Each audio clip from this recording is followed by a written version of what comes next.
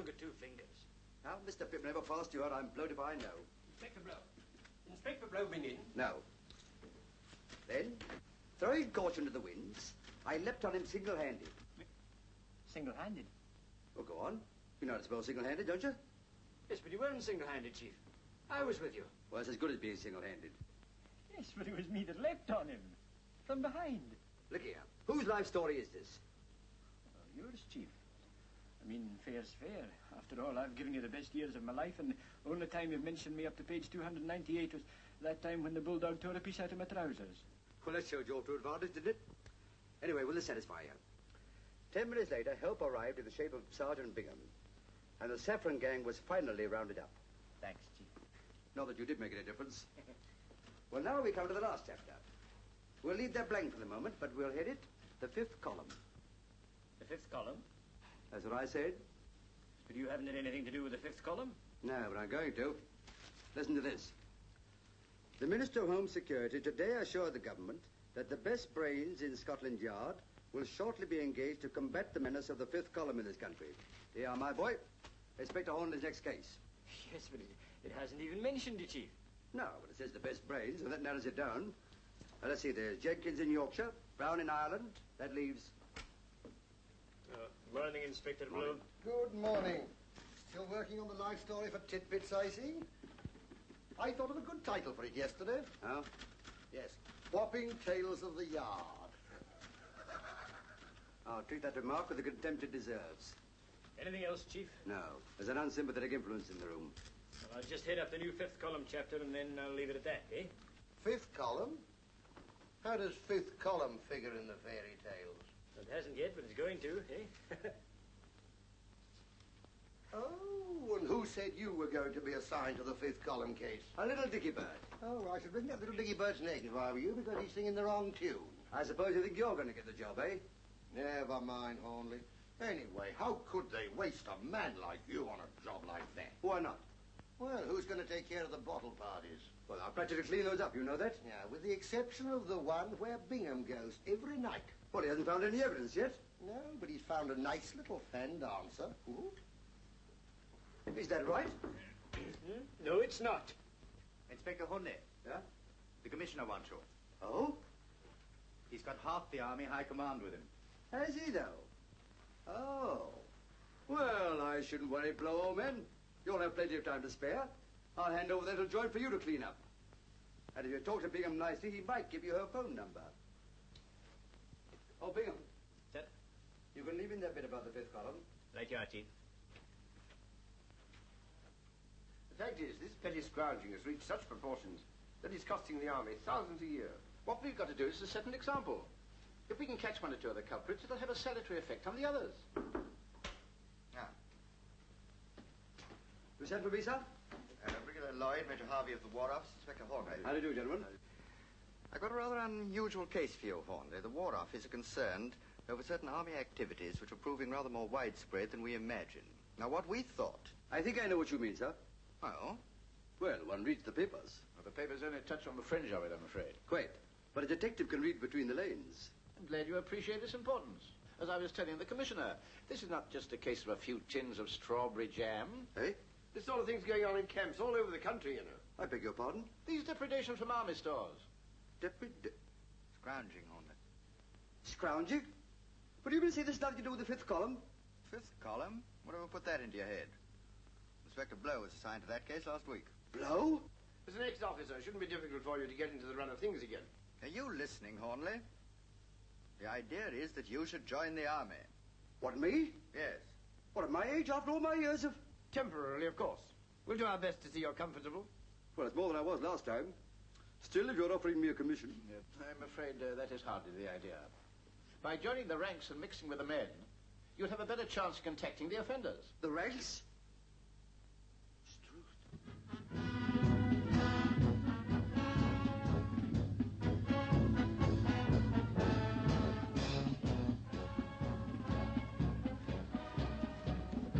Come on, step out. What's the matter with you? Tired out. Well, we're all tired out. But we're not grumbling about it. But I've been carrying these things for the last 6 miles. By the time there was a changeover. All right, we'll have a changeover. Huh? Put the gun on your right shoulder. That'll leave your left hand free to carry the other stuff. I'm going to resign. You're not. You've been put on this job and you're going to stick it out. So what have we done in the case? We've been 10 days here, marching, drilling in Dublin. And all we've got to show for it is blistered heels and fallen arches. Well, you'll have to prop up your arches, my lad. It's Kandahar Day tomorrow. It's Kandahar Day. A field day. A 12-mile march with full pack, followed by a 3-mile attack over open country. Then some bombing and bayonet work. And if we're lucky, a band to play us home to bed. I won't do it. I won't do it. British Army or no British Army. I'm going sick. You'll do nothing of the sort. If you start going soft now, you'll give the game away. Yes, If I can stick it, you can. And if you go sick, you'll have more than the British Army to answer to. You'll have to answer to me. God, sick.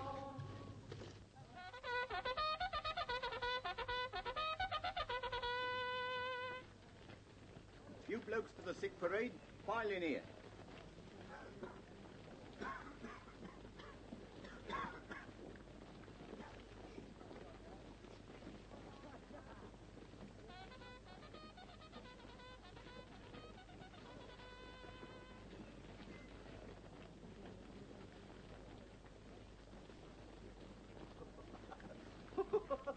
Cool, Blimey, we're well out of that lock, eh? Both perishing while we're full pack.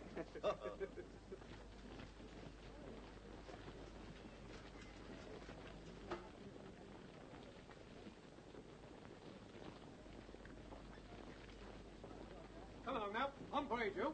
Double up. What's the matter? all right.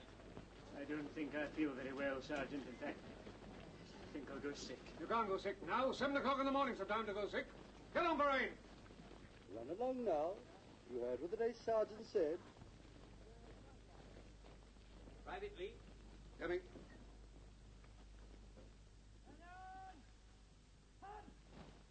Well, what's the matter with you? It's my blistering feet, sir. I've worn the tread off them. And when Lord Roberts made his historic march to Kandahar, it was the proud boast of this regiment that not a man fell out. Today is the anniversary of that great event. And in view of the excellent march you carried out yesterday, I propose to celebrate today by granting leave to the whole regiment till midnight.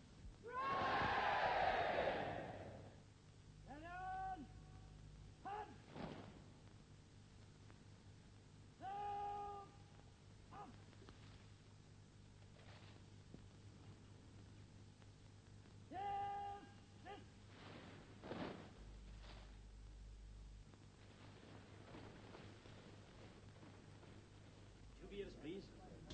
2 beers? Yes, I'm having one for a sick friend. Oh, well. Here's one to be going on with. Oh, you're not noticed that. Pound note on a Friday. Gentleman opinions, eh? What do you think?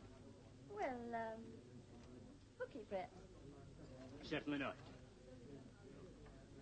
Suppose now to tell you that I was one of those chaps that scrounge stuff out of army stores and sell it outside. Come on, you're having me on. I said supposing. You get many of them in here? Can't say I've met anyone. Just wondering. There's a lot of scrounging going on, you know. So I hear. Why they don't do something about it beats me. Perhaps they are. The military police? Not them. Well, they catch us drunks. Found this stuff littered all over the floor. How much is missing? Can't say yet, but it's all new stuff, though. Only came in yesterday. None of it issued, eh? That should help. Consignment of pants, all sizes. Tin pilchards. Ever had that brand before? No. Hey, what's it got to do with you? Yes, what are you doing here, anyway? Reported for light duty from the medical officer. Then keep your nose out of things that don't concern you. Count up what's left in those cases. And don't make any mistakes. Very good, sir. Blooming sauce. Right. Did you get any time off? After we close, till we open again. Or am I taking a punt and having a watercress tea with me up there? You're not backward in coming forward, are you? What do you say? All right, then. 2:30 outside. That's a deal. But on one condition. What's that? That you let me pay my share. Yes? Yes?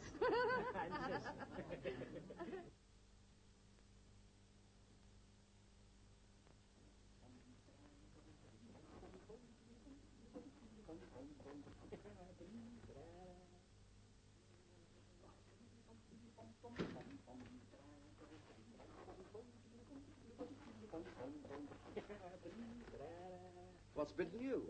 What a marvellous time, Chief. On the night of the wee lassie.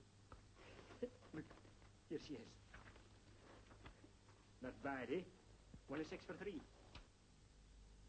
To Baldy, with love from Daisy. I'm taking her to the pictures tomorrow. For half day. My father's a Presbyterian, too. My father keeps an ironmonger shop. Now, listen, I don't want to hear our life history. While you've been making yourself ridiculous, I've been getting on with the job. And now you can help me. I'm onto something. Yeah? Yeah. Here's some salvos of stuff that was pinched last night. And if we can find any of it around here, we'll know who knocked it off. Yes, but they might have come back innocently. Well, the stuff hasn't been issued yet. Now, come on, step lively before they come back. Now, you know what you're looking for? Gents' underpants, large size, filchards, and carbolic soap. Now, you take this side. Okay, Chief. I've been through the hut next door, but I drew a blank.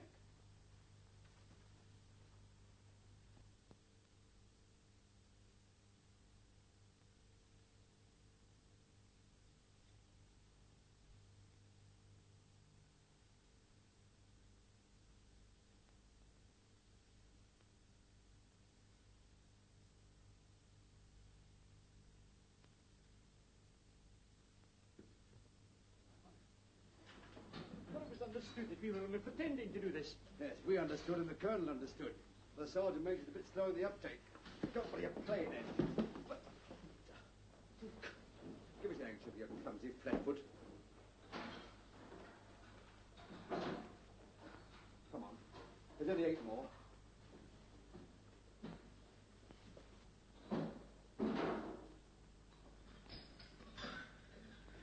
Morning, Harley. Still looking for clues, eh? Ooh. Ooh. I always said there were no flies on Hornley, but I take all that back now. What are you doing down here? Come away from your clues and I'll tell you. Have you come down here to make trouble? I come down here to see you two. Us? You mean you want us to help you with your case? I do. Why? Because there are certain things, Hornley, of which you have special knowledge. Well, I never expected you to admit that, Blow. We knew to get into a mess as soon as we left the yard. What's your difficulty? We're very busy, you know. Yes, I can appreciate that. Well, we discovered that information is being coded to Germany. Well, nothing unusual in that, is there? Shortwave transmitter, I suppose.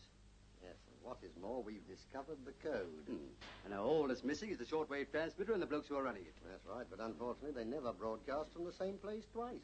What do you want us to do? Consult the stars for you? No, I'm not interested in your usual methods of solving crime. What I want to know is how they got hold of a certain piece of information when there were only half a dozen people in the know. Well? And you were 2 of them. Us? Yes, listen to this. Among other interesting items broadcast to Germany last night was this tidbit. 2 Scotland Yard men named Inspector Hornley and Sergeant Bingham are now carrying out secret investigations at Huplow Camp. What do you mean to say it's been sent back to Germany? It has, and I want to know who's been doing the unveiling. Now, look here, Blow, let's get this straight. Are you accusing me of a breach of confidence? I'm not accusing you of anything. I'm just making inquiries. Well, it amounts to the same thing. If anybody's been talking, it's certainly not me. Well, I'll take your word for it, Hornley. And what about you, Bingham? Have you been talking in your sleep?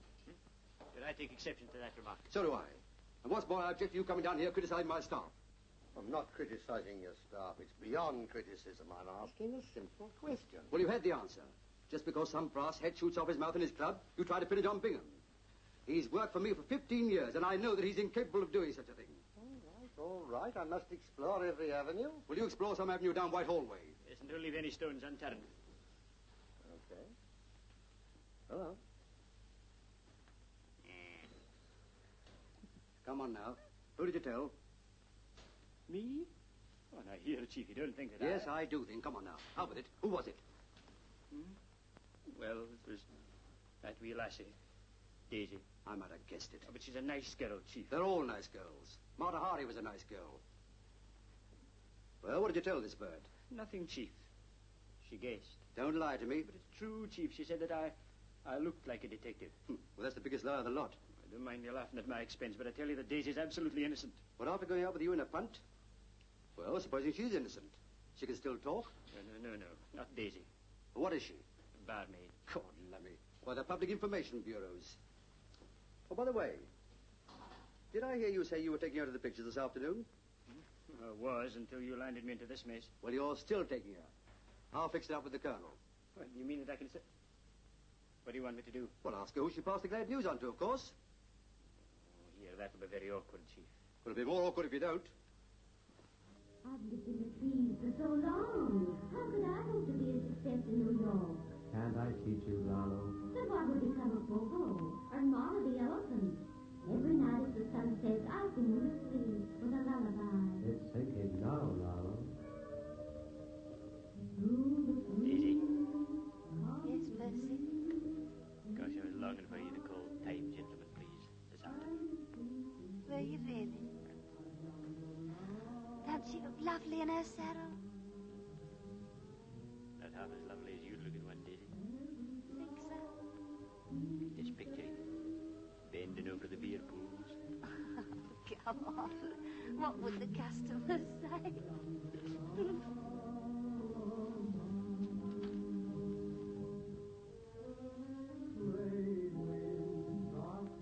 Daisy, What? remember when I told you yesterday about me and another chap ordering a vehicle from Scotland Yard? Well, You didn't kind of mention it to anybody, did you? of course I didn't. Hey, what are you getting at? Nothing, Daisy. I know you're not the sort to chatter, but... Well, somebody's been talking. Are you hinting that I've been speaking out of turn? I didn't say you, I said somebody. Well, you meant me. Here, little order, please. You've got no right to go making suggestions like that. Let me tell you, I've got enough to do in my job without gossiping. Yes, I know that, Daisy. But you might have passed it on innocent like. I did not. Here, turn it up, will you? You're not in the bar of the Rose and Crown now, you know. There you are, you see. This is all your fault. Go in. Why? Take your hands off me, you insulting beast. Get out of here. Quiet. What's going on along here? Don't blame me, blame him.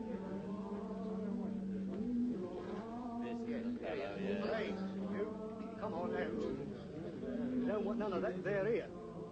I assure you there's been none of that there.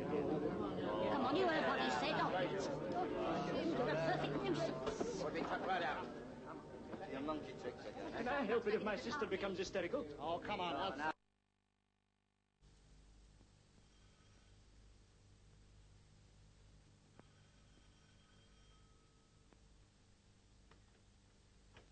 Good afternoon, Miss Johnson. Good afternoon.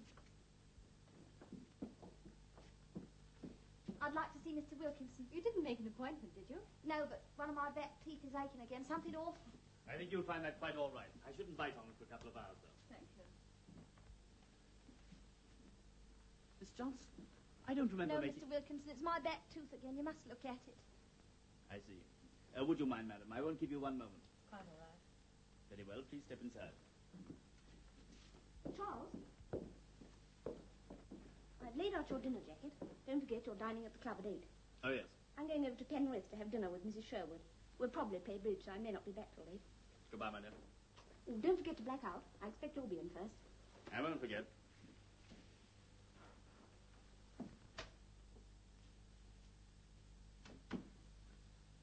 Why have you come here today? Your next appointment was Tuesday. Do you want that girl to suspect? I had to come. He's rumbled. Who? That yard man, Bingham, that I was telling you about. Did you pass it on? Of course. Well, they found out somehow. He questioned me this afternoon and said someone had been talking. Phew, I'm scared stiff. Where is he now? I left him in the pictures. You sure he didn't follow you? Positive. What am I going to do? Supposing they come and question me? Deny everything. They've no evidence. And don't come here again. I'll contact you as soon as it blows over. Yes, but... Now, look here. Pull yourself together. There's nothing to be afraid of. Come on. It often aches like that after filling, you know. It'll be quite all right tomorrow, believe me. I hope so. Now, madam, if you please. Thank you. Come along, Yvonne.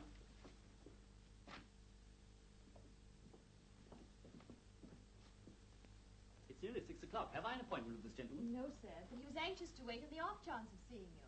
My bridge work needs overhauling, and I wondered if... I'm sorry, I'm afraid I can't manage it now. My hours are 3 to 6, and I have an engagement this evening. Well, perhaps I could come back later.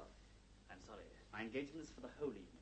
Besides, I never see patients out of hours. Oh, if that's your attitude, I'll take my business elsewhere. There are plenty of other dentists in the town who'll be only too glad to do a little bridge work after 6 o'clock. Good day to you, sir.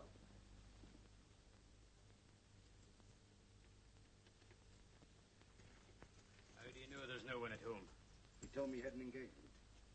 There's also a Mrs. Dentist, but she's out playing bridge. Any servants? One. Female. I went round the back and checked up. You're not the only one who's a success with women. I made an appointment to meet her at the Palais de Danse tonight. Yeah. That's got rid of her. Sounds a very mean trick to me. Well, she was married. But serves her right. Ah, this is it.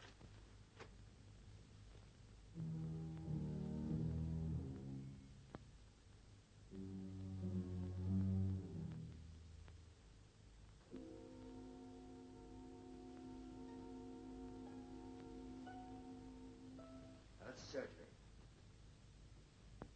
Now let's see what's over here.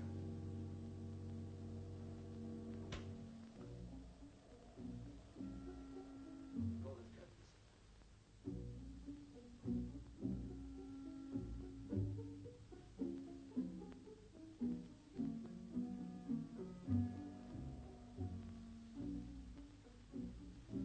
There's his appointment book. We'll have a look at that. Still don't see why you should suspect Daisy just because you got toothache when she left me. I agree it'd be a natural emotion. What's her surname? Johnson. Johnson. And you shot your mouth off to her yesterday lunchtime. But she couldn't have seen him yesterday. She was on the river with me until 5 o'clock. And at 5:30 she visits the dentist. Look for yourself. Every time she sees you, she rushes straight to the dentist. There's any number of ways of explaining that, Chief. There's only two I know of. Either she's what I think she is, or the way you kiss her knocks their teeth in. Yeah. She was here twice last week. Once the week before. 3 times the week before that. Yes, a fellow called Weatherby sees the company often, too. And a Mrs. Crofter. There's your Daisy again. Supposing you're right. You can't prove anything with that book. Well, we might find something in that safe to tie up with it. What safe? Over there. The twin lock Hector. Easy. That'll be a burglar alarm wire running around the rim. Cut it.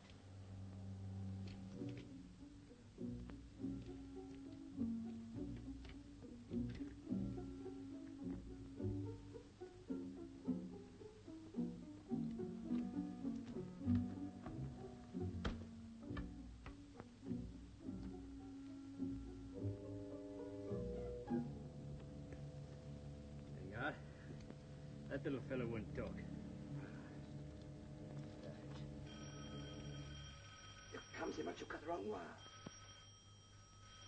The doorbell. The dentist. Maybe he's forgotten his key. Why should he ring? He knows there's nobody at home. Here, go and see who it is. But suppose... Go on, go on, go on. Go on.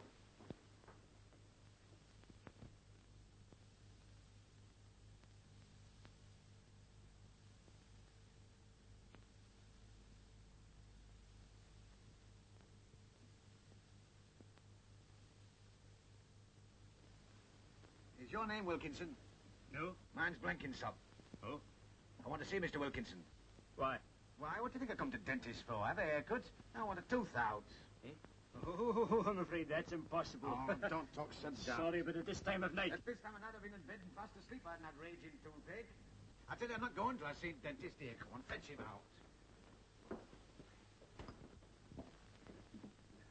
Well, now, if you'll just sit down for a minute, I'll make some inquiries. All right, but look sharp.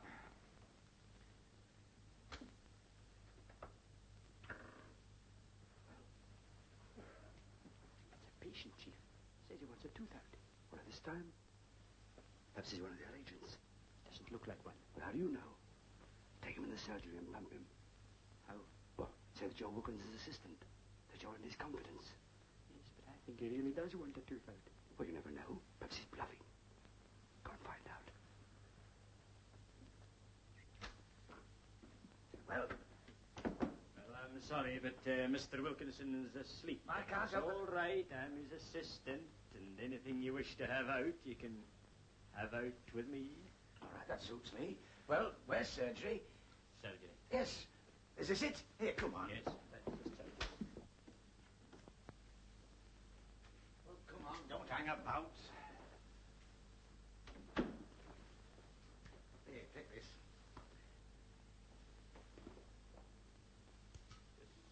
chair, sir, please, will you? Now, let me see.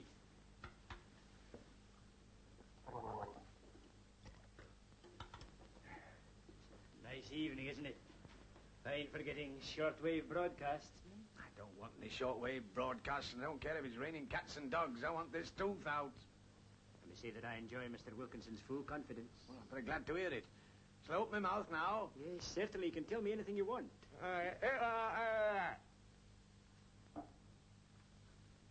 You really want it out? Hey, what's the matter with you? You non-compass mentis or something? You've been here before, haven't you? What's that got to do with it? Well, we just make it a rule only to attend to regular customers after closing time. Oh, dash it all, do you think I'm going to suffer all night for your silly rules? Here, are you going to take it out, or do I have to take it out of you? Your mind's made up. Oh, it's dawned on you. Right, just wait there a minute, please. Where are you off to now? Oh, what is this, a dentist or a madhouse? Here, are you going to take this thing out? All right, it's coming out. Just a minute. Which tooth did you say it was again?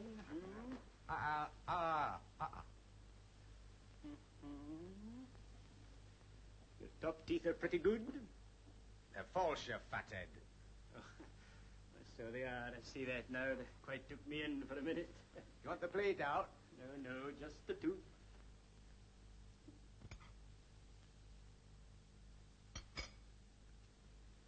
Right. Just open your mouth a little wider, please, will you? Hey, wait a minute. You're not going to take it out in cold blood, are you? Can't have a local anesthetic. Oh, I'm afraid Mr. Wilkinson always locks up everything like that. Hey, what's that over there? Is that a gas apparatus or not? Yes, that's gas. All right, then I'll have gas. Quite sure. This is after effects, you know. Compared to what I'm suffering, the after effects will be a pleasure. Hope you're right.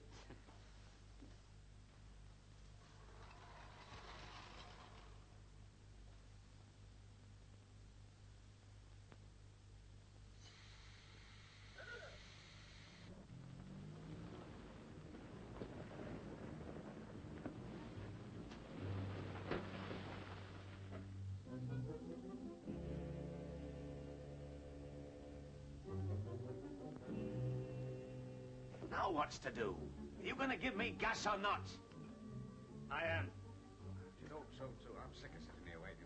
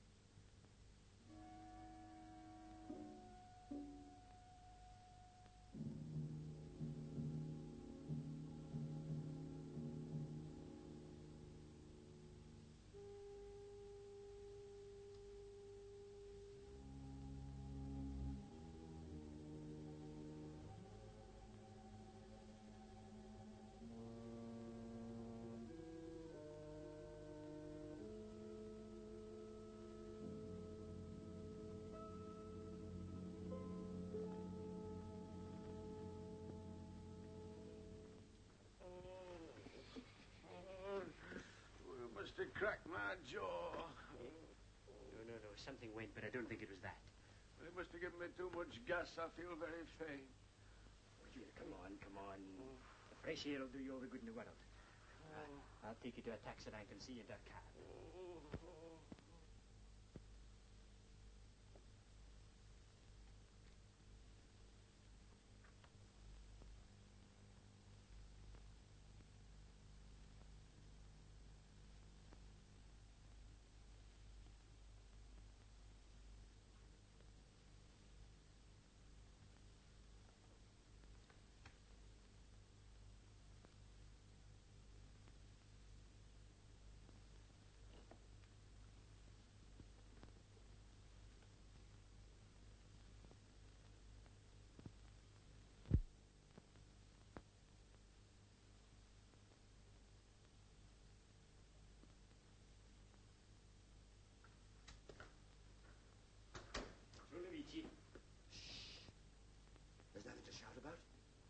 You want to bring that dentist down here?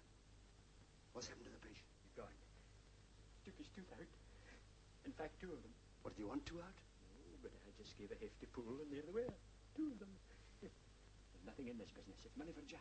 All you have to do is to turn on the gas. What, did you give him gas? Well, he demanded it. Look. 5 bob. Half a crown a tooth. Didn't want to pay for the other one, but the poor man was in no condition to argue. I bet he wasn't. Have you had any luck, Chief? I have. Here. Look at that. It's Daisy and me in the punt. Turn it over. Sergeant Bingham, CID. Where did you get this? In the safe. Can't believe it. You know, Chief, this sort of thing shatters your faith in women. Well, you could do with a bit of shattering. Yeah, give it to me. You're not going to put it back in there? I am. But if they find it, that'll make me look like an accessory. Well, you will, won't you? Now then, we're going to leave this place exactly as we found it, without anyone knowing we've been here. Why, Chief? Aren't you going to arrest Wilkinson? Not yet. You haven't left anything lying around in the surgery, have you? No, I've got the teeth in my pocket. I don't want to see them. Talk about a blooming cannibal. Curtains.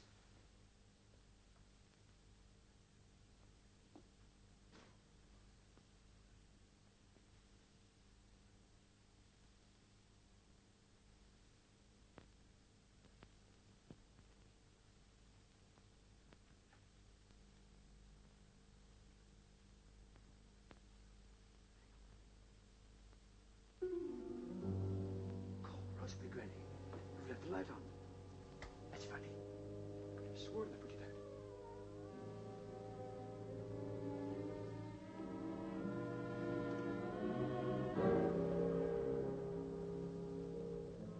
Struth, what have we done now? It can't be my patient, Chief. Oh, it's going to be. You. It's the dentist. Look, the gas is still on.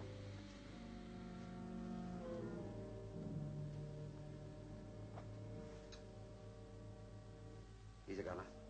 Dead. This is awful. But I was here just a few minutes ago. Must have happened when you were seeing your patient off, obviously. Must have found out that we were here, decided he couldn't face it, and come down and gassed himself. I better phone the local police. Wait a minute. Look at these. One shoe is laced across the usual way. On the other shoe, the top 3 holes are laced crisscross. You can put your own construction on that, I suppose. Well, no man laces his shoes different ways. Someone else put that shoe on his foot. Why? I don't know yet. But whoever did it may be still in the house. Wait here.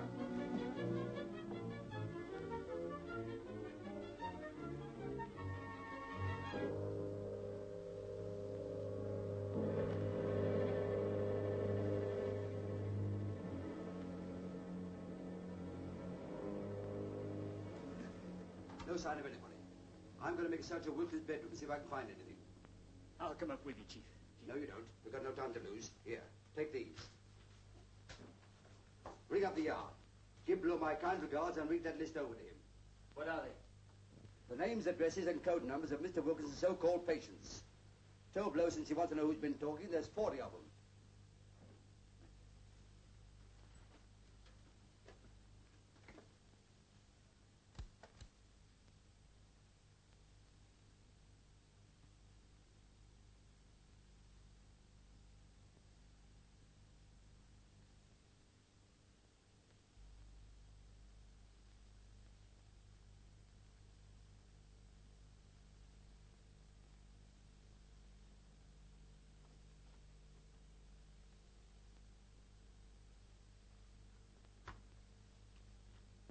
Sorry for the delay, Sergeant. Inspector Blow's just gone out.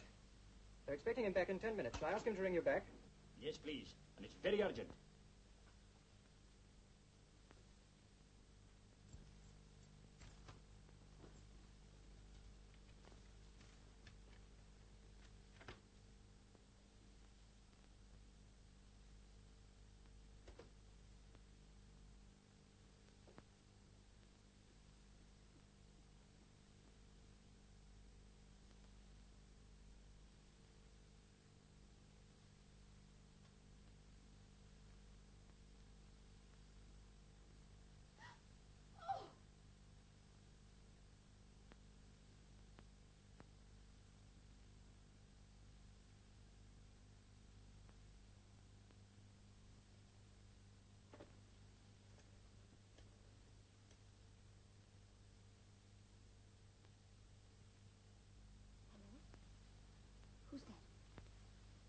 Mrs. Wilkinson speaking.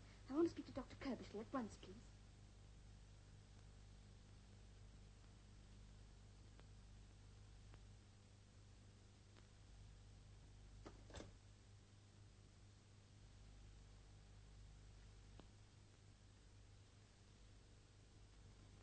It's all right. No need to be alarmed. Who are you? I'm a police officer. What are you doing in this house? I'm here in connection with your husband. He's dead.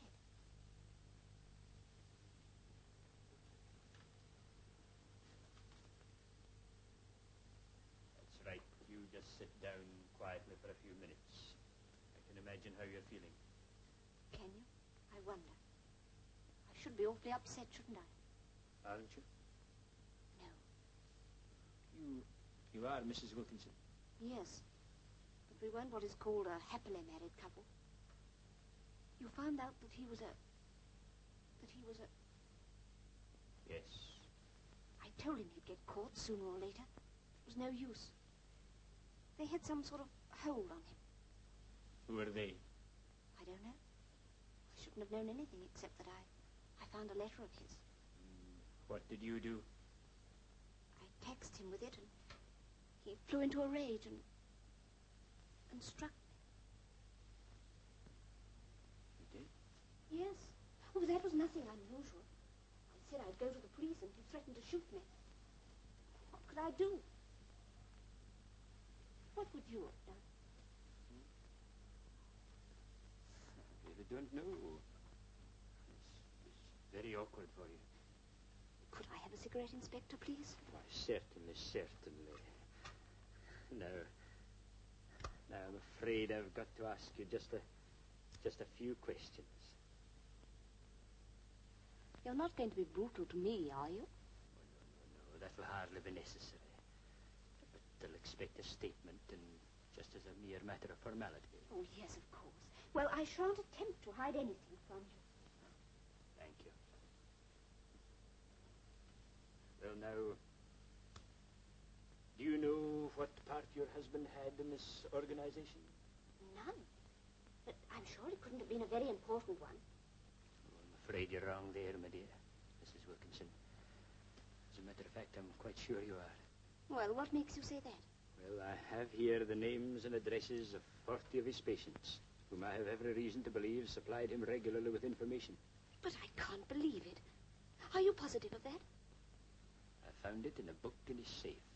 But if he's as important as all that, why did he take his own life? He didn't. Somebody else took it.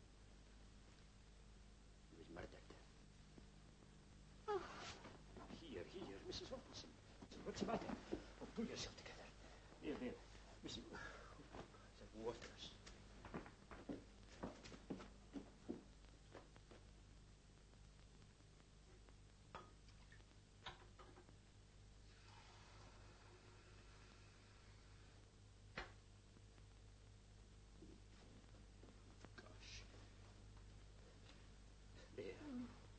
That's better now, isn't it? Here, drink this. I'm sorry. It's all right. You'll be feeling better in a minute. I can't stay the night here alone, Inspector. Well, I'm afraid I'm on duty.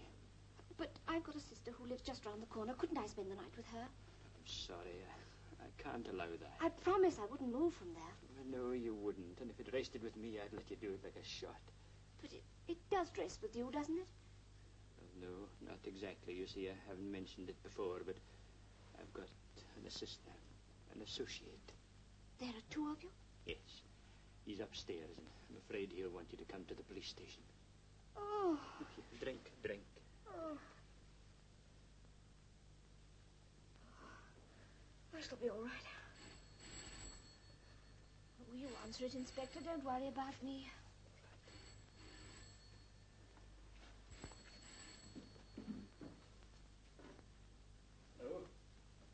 Hello, yes? Oh, Inspector Blow. Yes, this is Bingham. What are you ringing up at this hour for? I decided to confess after all. Certainly not. As a matter of fact, it's not unconnected with your inquiries this morning. Well, now, Hornley and I decided that as you were floundering about to give you a bit of help. To put you in the right road, as it were.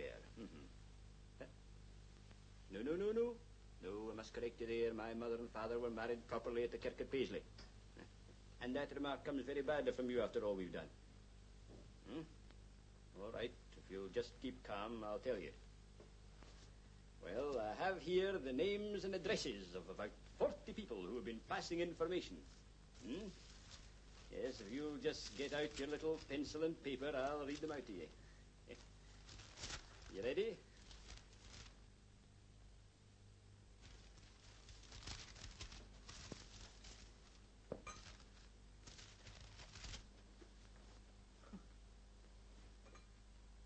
Just a minute, Blue. I think I've got a hold of the wrong piece of paper or something.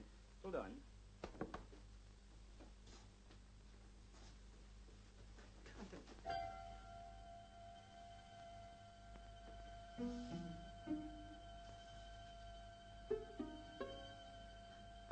Mrs. Wilkinson.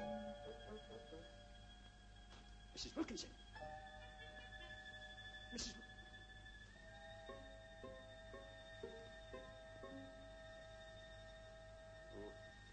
Hello, Blow. Sorry, there's been a slight hitch. I'll ring you back. Mrs. Wilkinson. Mrs. Wilkinson. Maybe she's gone to her sister's. Gosh, oops. Mrs. Wilkinson.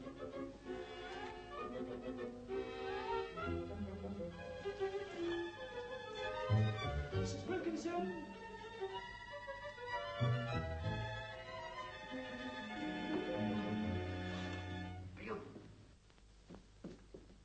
Bingham! Oh, there you are. There's been some pretty rum goings on in this house, I'm telling you. You're telling me? What did you phone, Blow? Yes, I phoned him. What did he say? Well, he didn't say anything, Chief, because... Because what? Look, you're quite sure you gave me that list, aren't you? What are you blathering about?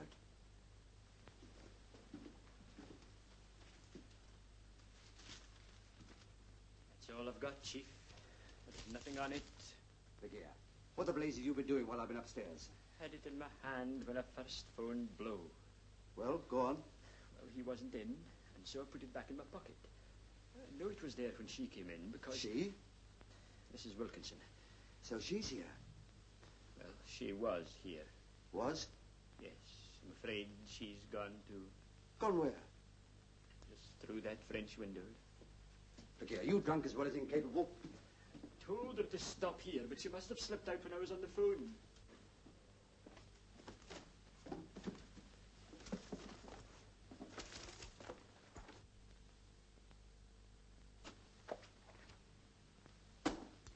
She's pinched the evidence. But I think I know where we can find her. Where? At her sister's. What's the address? Now listen to me, you big dome vacuum. Hasn't it dawned on you yet that woman was simply playing you for a sucker? Well, what happened then? Well, I had just phoned Blow when the front door opened, and I hid behind the curtains. Yeah? Well, she came in, saw the body, and rushed to the telephone. She dialed the number and asked for the doctor. What doctor? Kerbishley. Or maybe Tarbishley. And then? Well, she must have seen me behind the curtains because she screamed. So I stepped out. And what did she tell you? That her husband was a spy, and that he used to beat her. Yeah, and you sympathized with her? Well, in a way. God, lummy. The woman hasn't been a widow 5 minutes, but she's fair game to you. Then I suppose you told her about that list. I did mention it. I knew it. She fainted. Yeah, then you helped her onto the settee. Yes. And she pinched the list from your pocket. You went to fetch her some brandy. Water. And she switched the blank sheets back on you.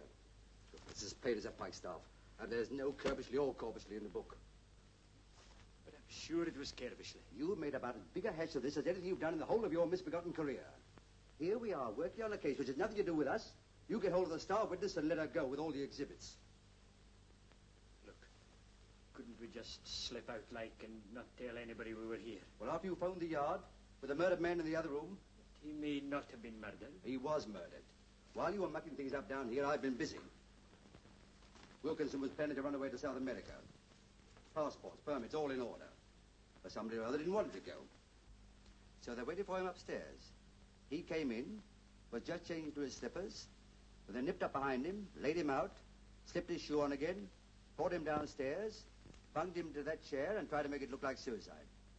How does that sound? There doesn't seem to be anything missing. No, except the clue to the murderer, that list of agents, and Mrs. Wilkinson. Apart from that, it's all sewn up. Well, I suppose there's nothing else to do but hand it over to Blow and we go back to the gents' underpants. Now, look here, I don't want to hear that defeatist talk. We're going to search this house from cellar to roof. Now, go on, you start outside. I'll start in here. And if there's a whiff of a clue, we'll smell it out.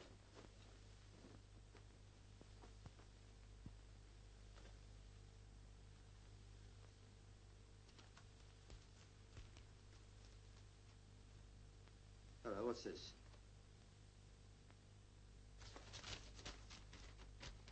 March the 12th. No address. My dear Wilkinson, I am sorry to hear you propose taking a holiday. I feel strongly that a journey would not be good for your health at the present moment. I must therefore urge you to cancel it. Yours, A.K. Sounds like a letter from his doctor. Sounds like. Of course it is. A.K. Curbishley. The doctor she rang up. Yeah, and he doesn't exist. At least not in the phone book. He might be in another district, Chief. He might. But this letter was posted at Upper Ellingford. And that's in this phone area. So that doesn't help. Continuation sheet. Now, who uses continuation sheets? Offices? Yeah, it didn't look like office paper to me. No, more like hotel stuff. How many printers would there be at Upper Ellingford? There can't be many. It's only a market town. Good. Well, we're going to knock them up. There may be only half a dozen printers in the town, but a more bad-tempered lot I never saw. You can't expect them to dance for joy when you get them up out of their beds in the middle of the night. Don't feel very happy myself. Dragging a man from his rest at 3 in the morning to rake through a lot of notepaper. I ought to be compensated for this. Oh, well, it's not your paper. Yes, it is. Oh? Yes, I printed it for the Westgate Manor Hotel. Westgate Manor Hotel, eh? Yeah, I told you it was hotel paper. Yes, it's the same, all right. Of course it's the same. I printed him a brochure at the same time. Now you can clear out and I'll go back to my rest. I sympathize with you. Terms in season. Hello, it's a fishing hotel. Yeah, pretty posh from the prices. Bingham, we're going to get up early in the morning. Eh?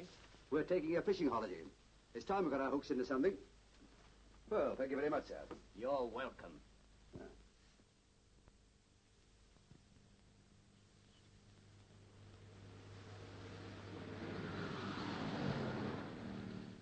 Morning, boy. Good morning, sir. You two gentlemen after the same vacancy? Vacancy? What, are you full up? Well, one day we are, the next day we're not. If I had my way, I'd give them mistresses and stop all this chopping and changing. Hey, what about our luggage? You brought your luggage with you? Optimists, aren't you? You don't look very busy. No, we're not now. They're all out on a paper chase. You did say paper chase. Yes. Got me up at 6:30 this morning. It's this new Mr. Rolfe's idea. He started all these capers. Mr. Jenkins was much more sensible, but he joined up 3 weeks ago along with Mr. Smart, the science master. I tell you, there have been so many changes here since the war started, I can't keep pace with them. You wait in here. But I might as well tell you, you're not the only ones after this history master's job. There's another old bloke in there already. So it's not a hotel anymore. They've evacuated a blooming school here.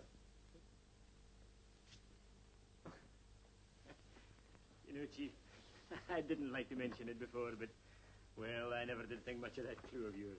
For once in a way, you were right. Cable College, Muswell Hill, London. Notice the prefix. All prefects must be responsible for the blackout of the dormitories. Dr. Alfred Curbishley, headmaster. A.K. We thought it was a medical doctor she rang up last night. But it was this fellow, a doctor of literature or something. This puts a new face on it, as the Duchess said when she had her dial lifted. Yes, but I still don't see anything very sinister in that. Well, it hadn't occurred to you, I suppose, that a woman who's just found her husband dead doesn't rush to ring up a schoolmaster. Yes, it is a bit peculiar. Now, this is where you earn your oats, my lad. Put that luggage back into the car and drive down to the town. Put up at the local hotel and find out all you can about the doctor. It's a small place and they're bound to know everybody's business. What about you, Chief? Somebody's bound to ask what you're doing here. Oh, I'll say I'm a new boy who's a bit backward. Now go on, off you go. Don't forget, if there's a barmaid there, when she pours out your beer, don't pour out your soul.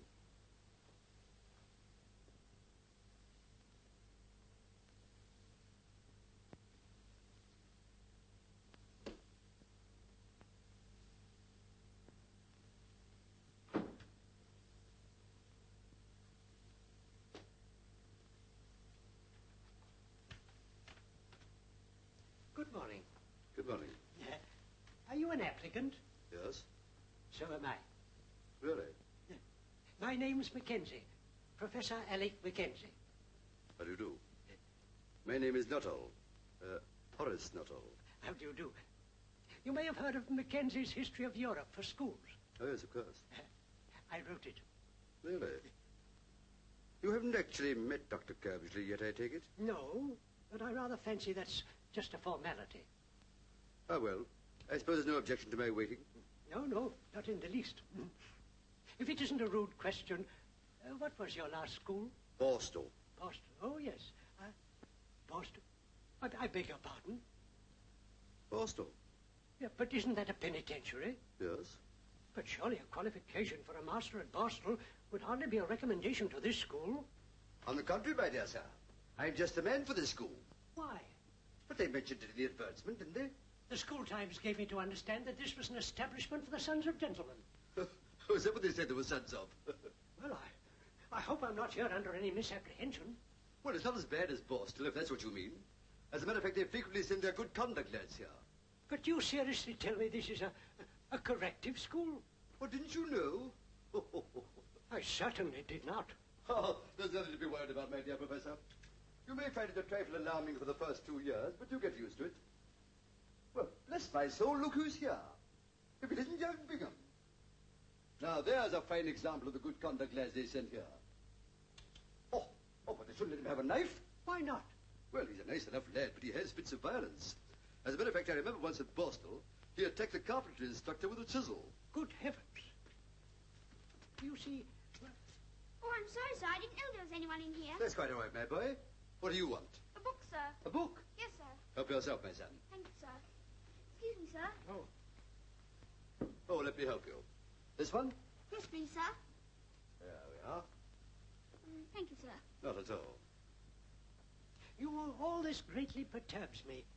Hey, you!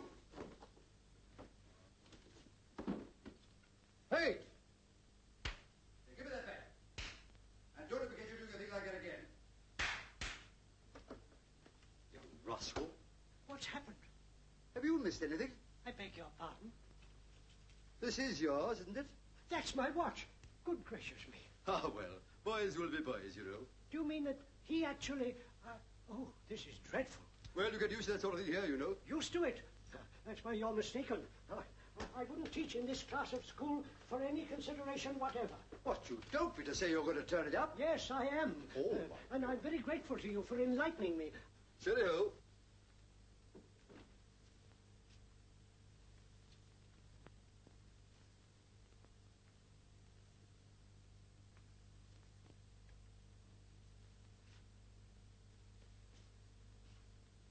Professor Mackenzie? At your service. Will you come this way, please, Professor? Dr. Curbishley will see you now. With pleasure. Thank you. We should be very pleased to have you here, Professor. Weston, the last man, was rather old-fashioned in his methods. Oh, really? Well, you won't find anything like that about me. Professor Mackenzie, sir. Dr. Curbishley. How do you do, Professor? Welcome to Gable College. How do you do?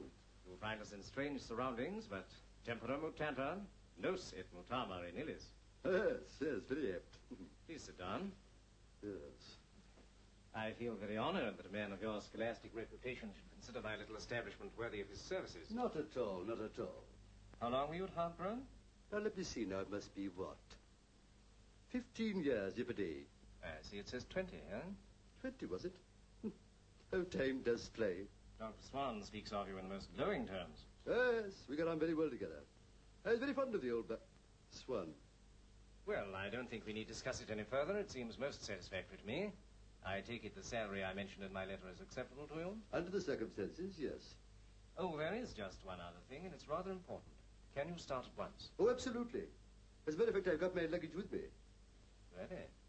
Well, that removes that obstacle. Right. Well, I think you'll find it very pleasant here, Professor. Eh, Mr. Jennings? Oh, yes, indeed, sir. I'm sure I shall. It will be an honor to have you teaching with us, Professor. Hello, yes, Dr. Kirbycliffe speaking. Who? Well, I'm afraid I can't discuss it now. I'm engaged. I'll send you a school prospectus. But I must see you. I've been trying to get you since last night. Just a minute. Well, I think that's all for the moment, Professor. Mr. Jennings will show you to your study. This way, please, Professor.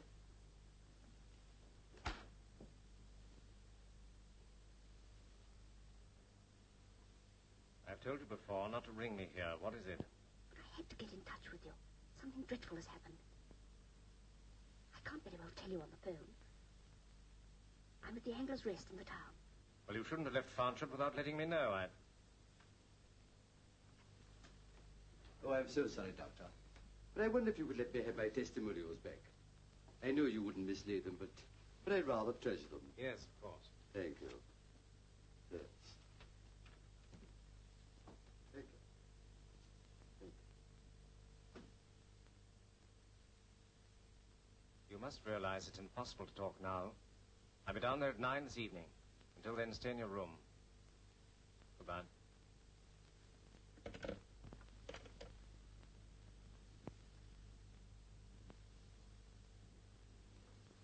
I have number 8, please?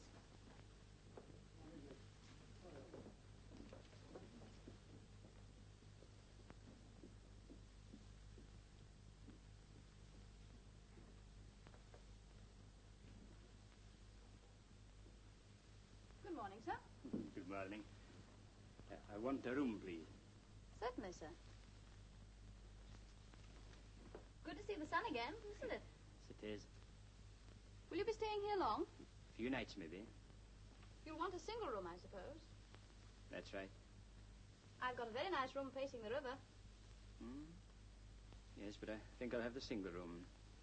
Very good, sir. Will you read it to me, or shall I read it to you? You read it to us. Oh, very well. Here we are. Evolution of the Corn Laws.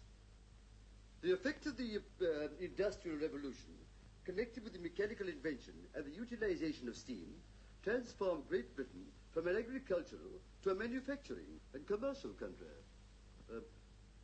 Everybody understand that? Oh, yes, sir. Oh, well, the opposition to the Corn Laws steadily increased.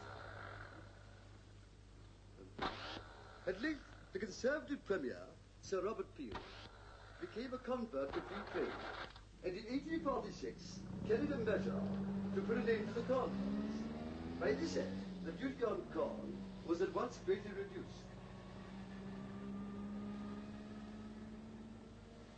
And it ceased altogether in 1849, with the exception of a registration duty of 1 shilling per quarter, which terminated in 1869.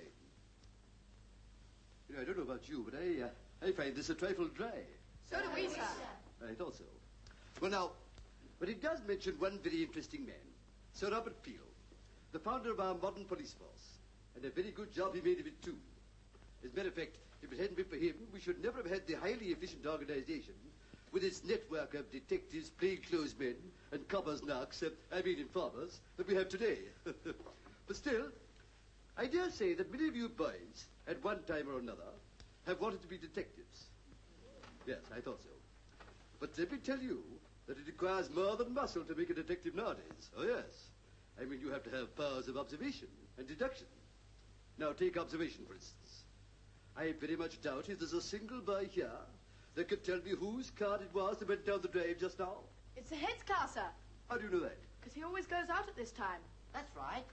Well, now, if he always goes out at the same time, it's probable that he always returns at a certain hour. Has any boy observed what time that is? 3 o'clock, sir. What, every day? Yes, sir, because he takes Latin at 3:15. You're more observant than I thought. Well, now, let us see if you're as good at deduction. I'll give you a start. Now, if he always goes out at the same time, that is 2:30, and he's only gone for half an hour, it follows that wherever he goes can only be a quarter of an hour's car ride away. Probably less, since he must spend some time at his destination. Now, can any boy deduce where he goes in that time? Village, sir. What makes you think that? Because I've seen his car there, sir.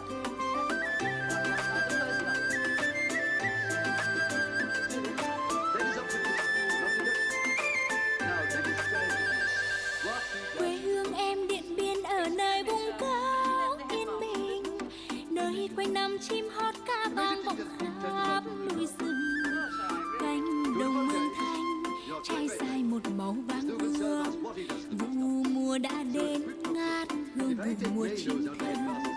Quê hương em rừng ban nở trắng ở bên lưng đèo, theo chân cô dân nữ lên đường về dưới mái nhà sàn.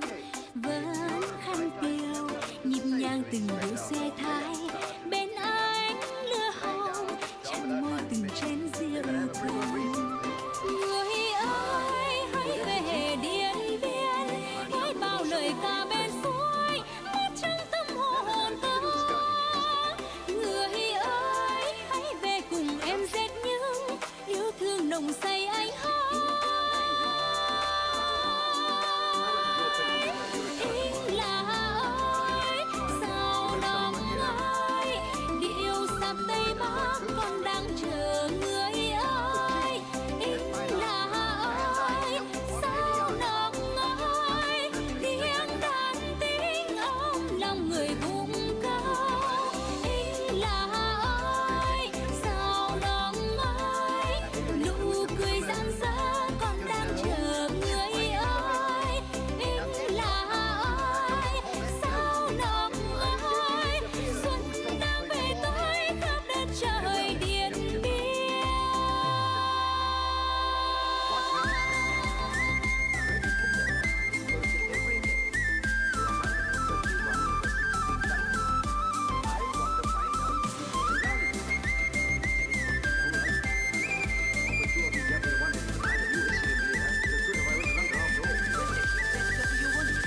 Quê hương em rừng ban nở trắng ở bên lưng đèo, theo chân cô dân nữ lên đường về dưới mái nhà sàn. Vẫn khăn piêu nhịp nhàng từng đôi xe thái, bên anh lửa hồng chạm môi từng chén rượu cần. Người ơi hãy về Điện Biên, với bao lời ca bên suối một trong tâm hồn ta. Người ơi hãy về cùng em dệt những yêu thương nồng say anh hát. Ý là ơi sao nồng ơi, điệu sạp Tây Bắc còn đang chờ người ơi. Ý là ơi sao nồng ơi, tiếng đàn tính ôm lòng người vùng cao. Ý là ơi sao nồng ơi, điệu sạp Tây Bắc còn đang chờ người ơi. Ý là ơi sao nồng ơi, xuân đang về tới khắp đất trời Điện Biên. Ý là ơi sao nồng ơi, xuân đang về tới khắp đất trời Điện Biên. Ý là ơi sao nồng ơi, điệu sạp Tây Bắc còn đang chờ người ơi. Ý là ơi sao nồng ơi, điệu sạp Tây Bắc còn đang chờ người ơi.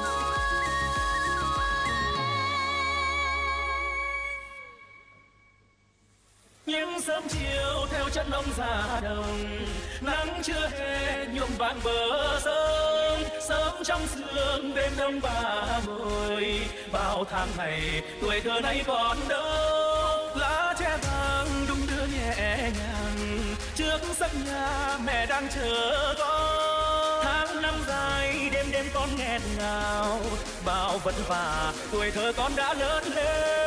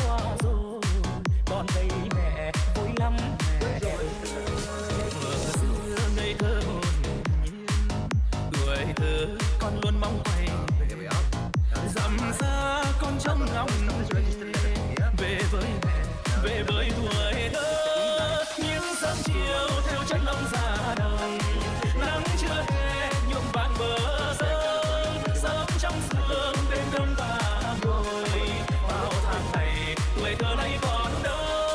Lá tre vàng đung đưa nhẹ nhàng trước sân nhà mẹ đang chờ đón. Tháng năm dài đêm đêm con nghẹn ngào, bao vất vả tuổi thơ con đã lớn lên cùng mẹ.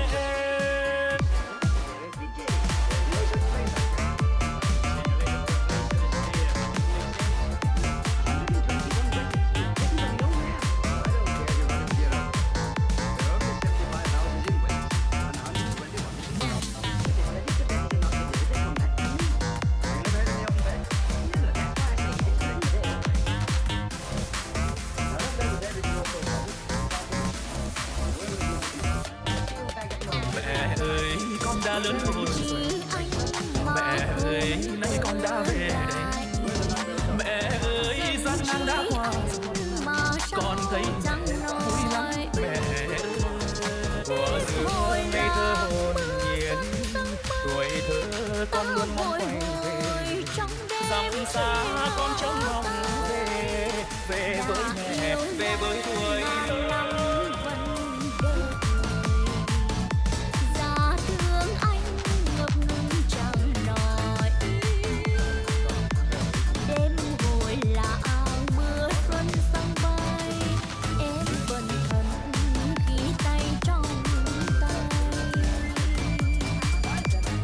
Em là tình yêu cho mưa giăng trời thương Những nhớ. sớm chiều theo chân ông già đồng, nắng chưa hè nhuộm vàng bờ sông. Sớm trong sương đêm đông và ngồi vào tháng này, tuổi thơ này còn đâu.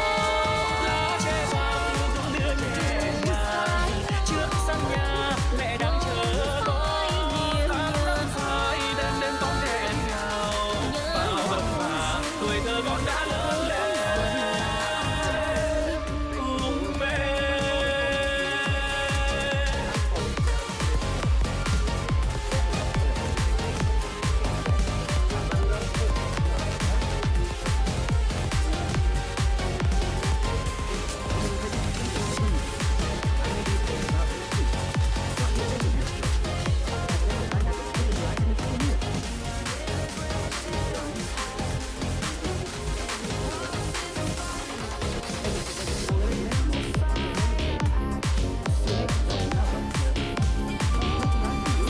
Chỉ anh mà không ở lại, giận chỉ anh mà sao chẳng nói. Đêm hồi làng mưa xuân sang bay, ta bồi hồi trong đêm chia tay. Đã yêu nhau ngàn năm vẫn đợi, giá thương anh ngập ngừng chẳng nói. Đêm hồi làng mưa xuân sang bay, em bần thần khi tay trong tay. Em là tình yêu cho mưa giăng trời thương nhớ. Em là mùa xuân dâng cho đời những đam mê. Dù xa nhau không phải niềm nhớ, nhớ nhau rồi hết dần là ai Hello?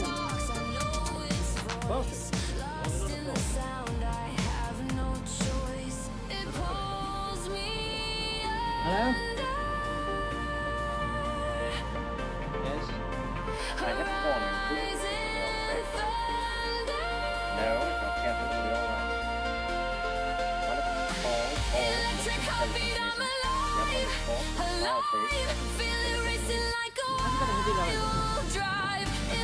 heartbeat never dies, never dies. Plug me in.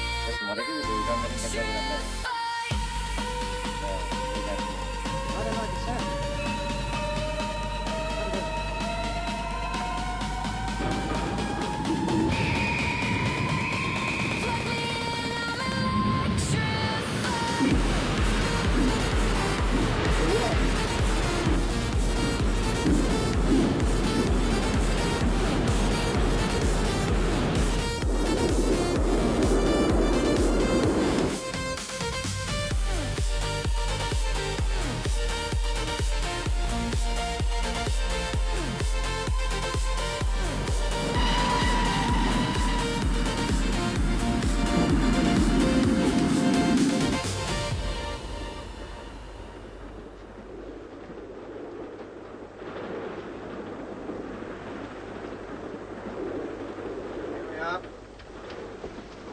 Registered.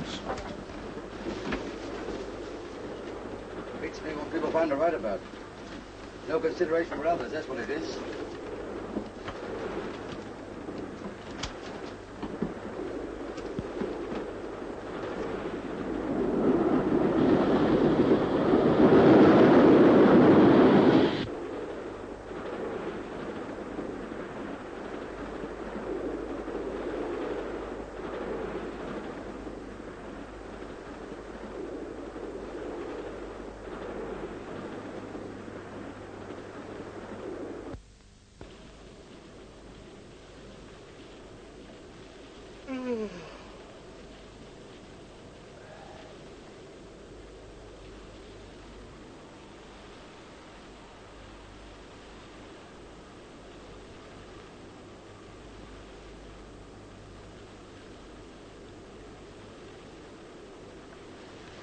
You?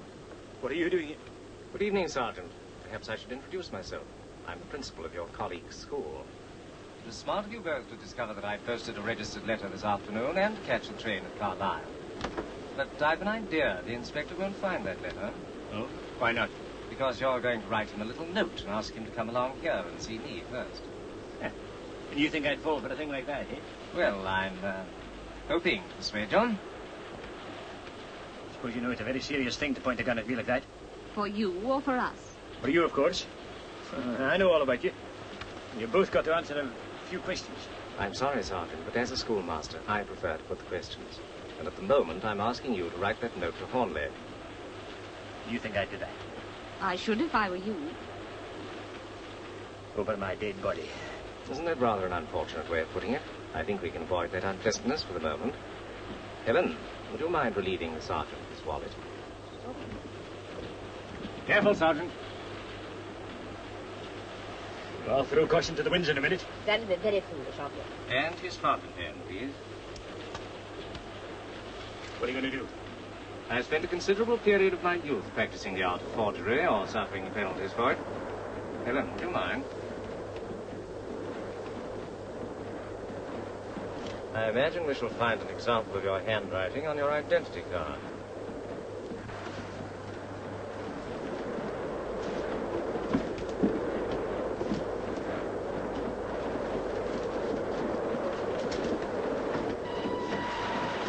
Mr. Busby. Got a new sorter on tonight? Well? Bloke along the train there says he's his brother. Asked me to give him this note. Well, it's against regulations. Still, we'll let it go this time.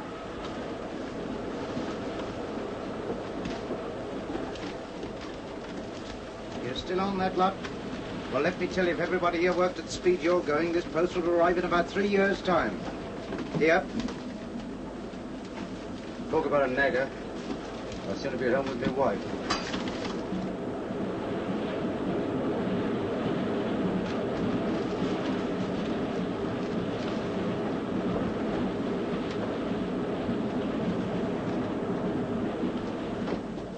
I've got to go along and see my sergeant. The letter I'm after is at the SW hole, number 20. It's addressed to Knight, 121 Wessex Street. Keep your eyes glued to it while I'm gone, will you? Okay.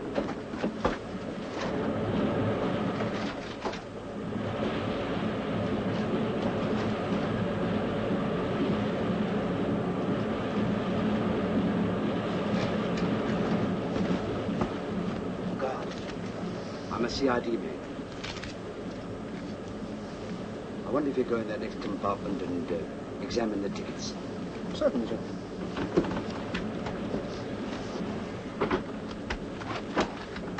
Tickets, please.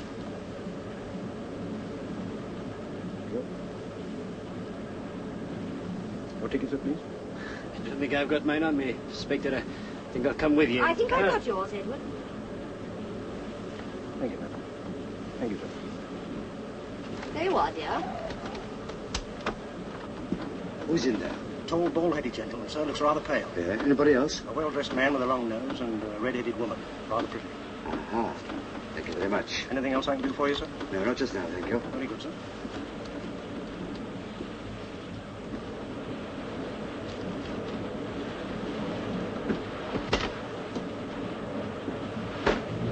Excuse me. What's he thinking he's doing?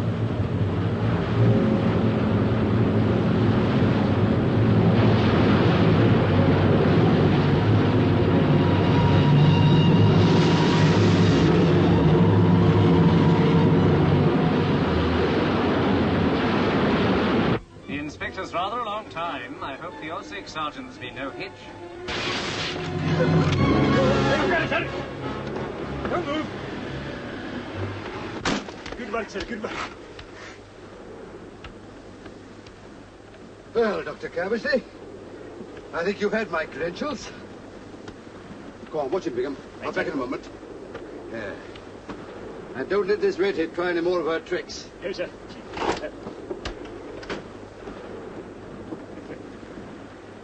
It's just an example of the way we work, you know. Now I'll have my fountain pen back. Yeah, Corporal. Look out those two. It's what is known as a matter of national importance. All right, Inspector. But I ain't a corporal. Well, you will be. Come along, Bingham. I may need your help. So long, Doctor. See you later.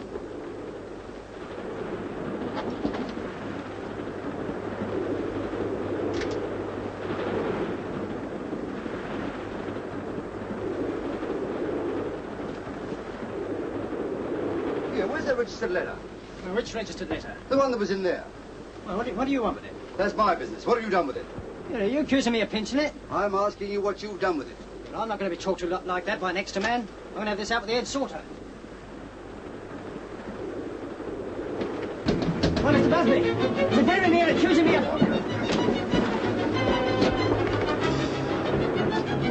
I should take it easy if I were you.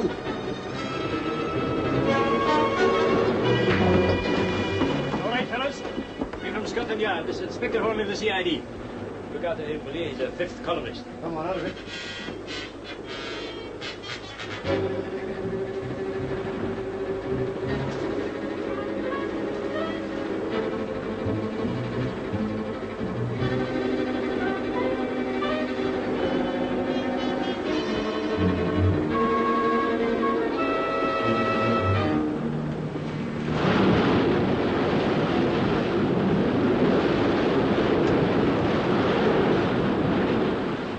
There you are.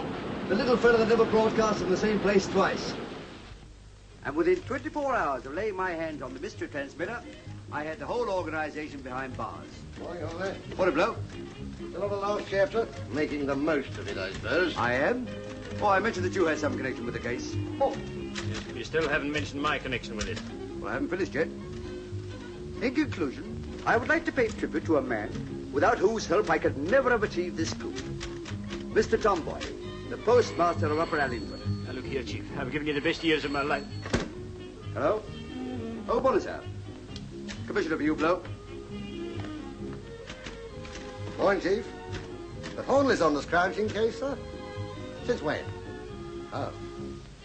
What? Me at my age? That's right. Suppose I'll get a commission. No, private. Very good, sir. And don't think this is a petty job, Low, men. I mean, this isn't just a case of a few tins of strawberry jam. No, it's costing the country $1,000 a year. And here's a few clues to be going on with. One pair of gents' underpanties large size, one tin of pilchards, and one bar of...